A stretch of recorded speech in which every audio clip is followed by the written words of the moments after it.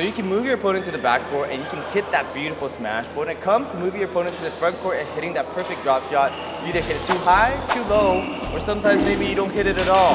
Well, no worries, because today we're going to show you the 5 most essential drills to hitting the perfect badminton drop shot. So make sure to hit that subscribe button and watch to the end of the video. Our first drill is learning how to understand what it really means to hit a drop shot.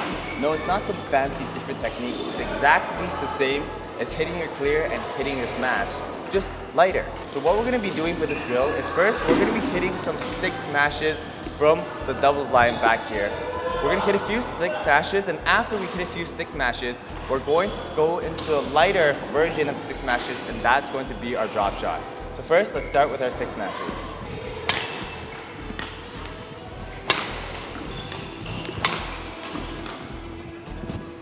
Now that we've hit our stick smashes, for our drop shots, we're going to do the exact same thing, the exact same motion, and the exact same tap. But when we're doing the tap, we're just going to hold it back a little bit, and that's going to be our drop shot. And we're going to make sure we're hitting it straight, just like this.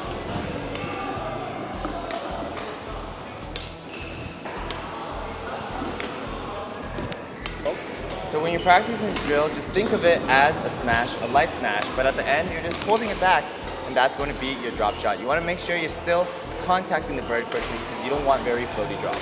Our second drill is going to learn how to do the slice drop shot. Now, in simple, there's 3 types of drop shot. There's a neutral drop shot, there's a slice drop shot, which we usually tend to hit towards our body, and there's a reverse slice drop shot where we hit to the outside of our body.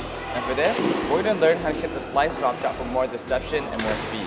What we want to do first is when we're starting on the right side of our court, and we're going to be hitting cross-court drop shots. First, we want to hit 10 in a row of just neutral without slicing.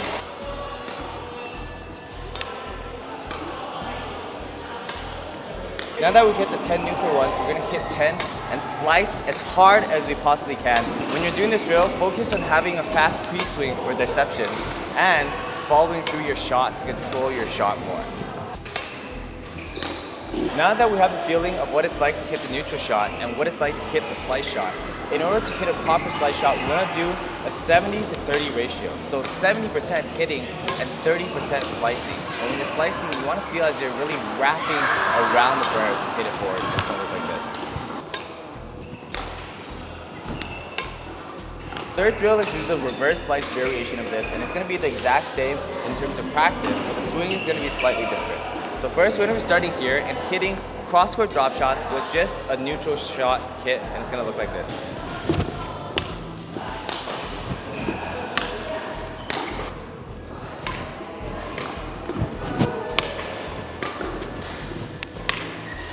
Our fourth drill is to add a little bit more deception into our drop shot. And how we're going to do that is with a little hold in the air.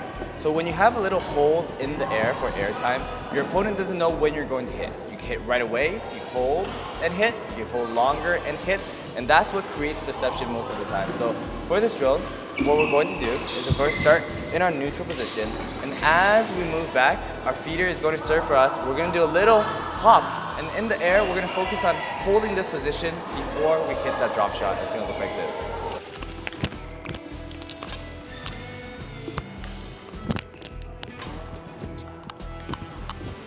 For this hold, it allows you to hit anything you want. You can hold clear, hold drop, hold slice, hold smash, anything.